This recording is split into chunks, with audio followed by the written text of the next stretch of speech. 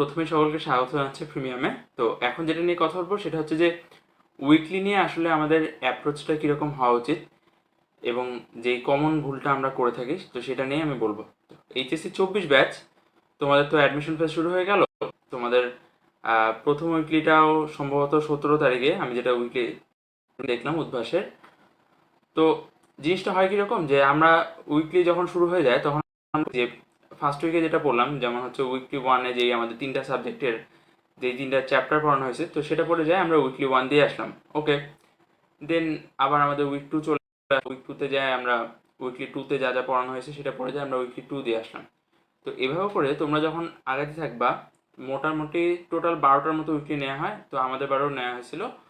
তো যেই প্রবলেমটা ফেস করবা যে যখন 5 বা 6 উইকলিতে যাবা তখন দেখবে শুরুর দিকে যে উইকলির জন্য তুমি যে পড়াগুলো পড়ছো তার অনেকটাই তুমি ভুলে গেছো, এবং তখন তুমি মনে করবা যে তাহলে আমি আগের পড়াগুলো পড়ি, কিন্তু আসলে তার সামনে আরও মোটামুটি আরও 6টা উইকলি পড়া থাকে বা সামনে আরও নতুন পড়া থাকে এবং সামনের চ্যাপ্টারগুলো অনেক বড় বড় হয়ে থাকে।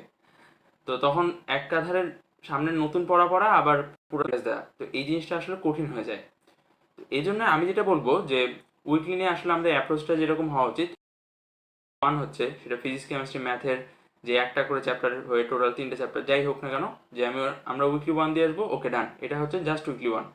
বাট যখন আমরা উইকলি 2 দিব তখন আমাদের এটা মাথায় রাখা উচিত যে আমরা উইকলি 2 জাস্ট পরীক্ষাটা দিচ্ছি, বাট এটা কিন্তু জাস্ট উইকলি 2 না, এটা হচ্ছে উইকলি 1+2। ওকে, যখন আমরা উইকলি 3 যাচ্ছি, উইকলি 3তে যাচ্ছি, তখন আমাদের অ্যাপ্রোচ থাকা উচিত ওকে উইকলি 3 মানে আমি উইকলি 3 যে পরীক্ষা দিয়ে আসবো, but it's not just weekly 3, এটা হচ্ছে উইকলি 1+2+3। এভাবে করে তুমি যদি কন্টিনিউয়াসলি আগাতে থাকো তাহলে যখন উইকলি 12 চলে আসবে তখন তোমার জাস্ট উইকলি 12-এর পড়াটা হচ্ছে না, তখন তোমার উইকলি 1+2+3+4 এভাবে কন্টিনিউয়াসলি উইকলি 12 পর্যন্ত হয়ে যাচ্ছে পড়াটা, মানে অ্যাটলিস্ট রিভিশনটা হয়ে যাচ্ছে। তো এই জিনিসটা আসলে গুরুত্বপূর্ণ কেন, আমি যদি আমার এক্সপিরিয়েন্স থেকে বলি, মানে আমরা যেহেতু 23-24 শিক্ষাবর্ষের ইঞ্জিনিয়ারিং ক্যান্ডিডেট ছিলাম, তো আমাদের সময় 22 ফেব্রুয়ারিতে ছিল হচ্ছে জাহাঙ্গীরনগরের ভর্তি পরীক্ষা, 24 ফেব্রুয়ারিতে ছিল হচ্ছে বুয়েটের প্রিলি, দেন 1লা মার্চে ছিল ঢাকা ভার্সিটির পরীক্ষা, 23রা মার্চে ছিল হচ্ছে তোমার কি সিকিউরিটির কম্বাইন্ড ভর্তি পরীক্ষা, তারপর 5 তারিখে ছিল রাজশাহী ভার্সিটির পরীক্ষা, দেন 8 তারিখে মনে হয় বুটেক্স ছিল, আর ডেন্টাল ছিল মাঝামাঝিতেই হয়তো ছিল। তারিখে যায় মানে 9 মার্চে যায় ছিল বুয়েটের রিটেন। তা আমরা দেখতে পাচ্ছ যে মানে এক্সামের যে ডেটগুলো যে অনেক কাছাকাছি ডেটে থাকে অনেক সময়, তো তখন আসলে রিভিশনটা বা পড়াটা গুছায় নেওয়ার কোনো সুযোগ থাকে না।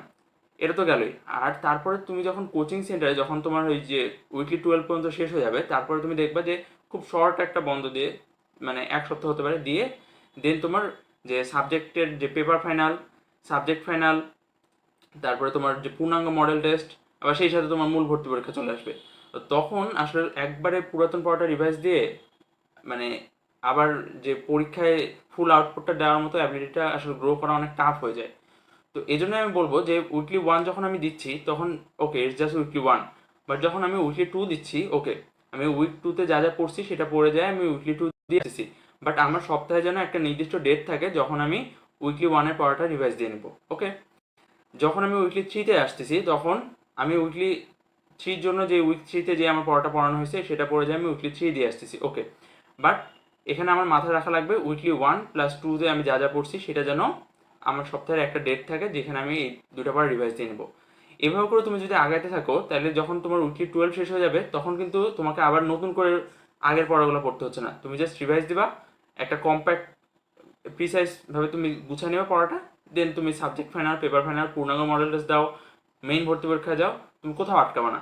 মানে একটা জিনিস পড়ার পরে সেই জিনিসটা ভুলে গিয়ে আবার নতুন করে পড়া, এটা কিন্তু অনেক টাফ একটা জিনিস, আর অ্যাডমিশন ফেজে টাইম অনেক বেশি ক্রুশাল। তো এই জন্যই আমি আমার পক্ষ থেকে এটা বলার ছিল যে আমি যদি তোমাদের জায়গায় থাকতাম এই জিনিসটাকে অ্যাপ্লাই করার চেষ্টা করতাম। তো এটুকুই, এটা মানার চেষ্টা করিও, আশা করি তোমরা উপকৃত হবা। তো আর এতক্ষণ সাথে থাকার জন্য সকলকে ধন্যবাদ, টাটা।